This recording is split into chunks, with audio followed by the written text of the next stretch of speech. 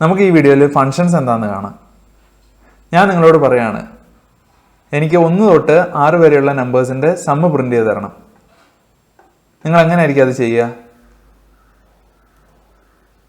n = 6, s = 0 for I in range of 1 to n plus 1,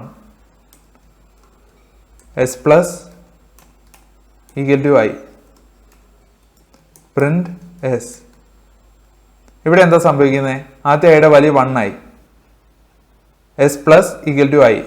അന്നേരം എസിൻ്റെ value 0 plus 1, അങ്ങനെ എസിൻ്റെ വാല്യൂ 1 ആയി. അത് കഴിഞ്ഞ് ഐയുടെ വാല്യൂ 2 ആയി, അന്നേരം എസിൻ്റെ വാല്യൂ എങ്ങനെ ആയിരിക്കും? 1 plus 2, എസിൻ്റെ വാല്യൂ 3 ആയി. പിന്നെ ഐയുടെ വാല്യൂ 3 ആയി. 3 ആയപ്പോൾ എന്താ സംഭവിച്ചത്? S plus = I. ഐയുടെ വാല്യൂ എത്രയായിരുന്നു? 3 ആയിരുന്നു. അപ്പോൾ 3 plus 3 = 6. എസിൻ്റെ വാല്യൂ 6 ആയി. അത് കഴിഞ്ഞ് ഐയുടെ വാല്യൂ 4 ആയി.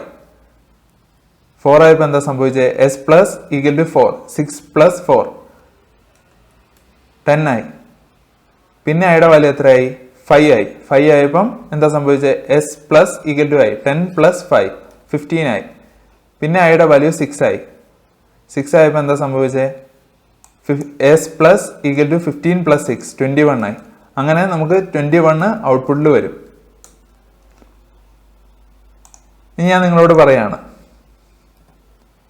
7 വരെയുള്ള നമ്പേഴ്സിന്റെ സമ്മ് കണ്ടുപിടിക്കണം. അതെങ്ങനെയായിരിക്കും നിങ്ങൾ ചെയ്യുക? ഈ ബ്ലോക്ക് ഓഫ് കോഡ് താഴത്തോട്ട് കോപ്പി പേസ്റ്റ് ചെയ്യും, അത് കഴിഞ്ഞ് പേസ്റ്റ് ചെയ്യും, Ctrl+V.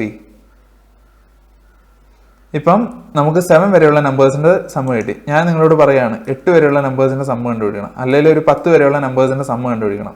എങ്ങനെയായിരിക്കും നിങ്ങൾ ചെയ്യുക? ഇത് വീണ്ടും കോപ്പി പേസ്റ്റ് ചെയ്യും, താഴെ പേസ്റ്റ് ചെയ്യും, എന്നിട്ട് Shift+Enter പ്രസ് ചെയ്യും. ഇപ്പം എന്താ സംഭവിച്ചത്? 10 വരെയുള്ള നമ്പേഴ്സിന്റെ സമ്മ് നമുക്ക് കിട്ടി. ഇവിടെ നോക്കിക്കഴിഞ്ഞാൽ കാണാം, നമ്മൾ ഒരു ബ്ലോക്ക് ഓഫ് കോഡ്, ഈ s = 0 തൊട്ട് ഇവിടം വരെയുള്ള കോഡ് വീണ്ടും റിപ്പീറ്റ് ചെയ്തുകൊണ്ടിരിക്കുകയാണ്. ഇതിനെ നമുക്കൊരു ഫംഗ്ഷനിലോട്ട് മൂവ് ചെയ്യാം. ഫംഗ്ഷൻ എന്ന് പറഞ്ഞാൽ ഒരു ഇൻപുട്ട് മേടിക്കും, ഒരു ഔട്ട്പുട്ട് തരുന്ന ഒരു ബ്ലാക്ക് ബോക്സ് ആണെന്ന് പറയാം. എന്തോ ഒരു സാധനം ഇൻപുട്ട് തരും, ഇൻപുട്ട് കൊടുത്താൽ ഔട്ട്പുട്ട് തരും. ഫംഗ്ഷൻ ഒരു ബ്ലോക്ക് ഓഫ് കോഡാണ്. അതൊരു ഇൻപുട്ട് മേടിക്കും, ഒരു ഔട്ട്പുട്ട് പ്രൊഡ്യൂസ് ചെയ്യും. ഫംഗ്ഷന്റെ സിന്റാക്സ് ഇങ്ങനെയാണ്: def get sum. ഇൻപുട്ടായിട്ട് ഇവിടെ എന്നിനെ കൊടുക്കും, n എന്ന് പറഞ്ഞാൽ ആ വേരിയബിളിനെ കൊടുക്കും. അത് കഴിഞ്ഞ് നമ്മൾ റിപ്പീറ്റ് ചെയ്യുന്ന ആ കോഡില്ലേ, s = 0 തൊട്ട് പ്രിന്റ് s വരെയുള്ള ആ കോഡ്, അതിന് ഇങ്ങോട്ട് മൂവ് ചെയ്യും.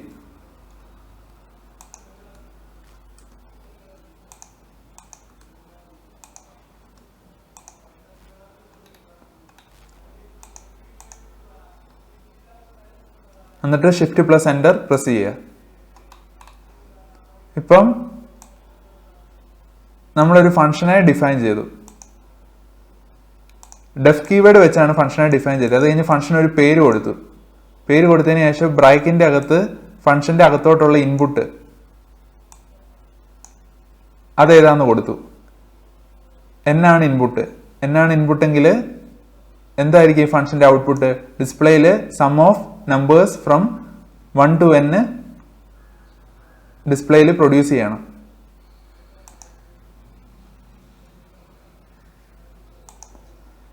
നമ്മളിവിടെ ഫംഗ്ഷനെ ഡിഫൈൻ മാത്രമേ ചെയ്തത്. ഇനി ഈ ഫംഗ്ഷനെ കോൾ ചെയ്യണം.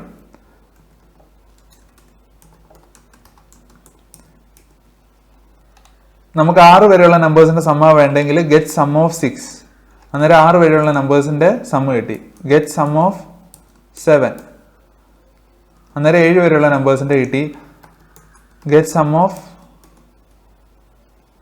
10. അന്നേരം 10 വരെയുള്ള നമ്പേഴ്സിന്റെ സമ്മ കിട്ടി. നമുക്ക് വീണ്ടും ഈ കോഡ് എഴുതേണ്ടി വന്നില്ല, നേരത്തെ ചെയ്ത പോലെ. ഫംഗ്ഷൻസിന്റെ ഒരു യൂസേജ് എന്ന് പറഞ്ഞാൽ കോഡ് റിപ്പീറ്റേഷൻ അവോയ്ഡ് ചെയ്യാൻ നമുക്ക് ഫംഗ്ഷൻസ് യൂസ് ചെയ്യാൻ പറ്റും.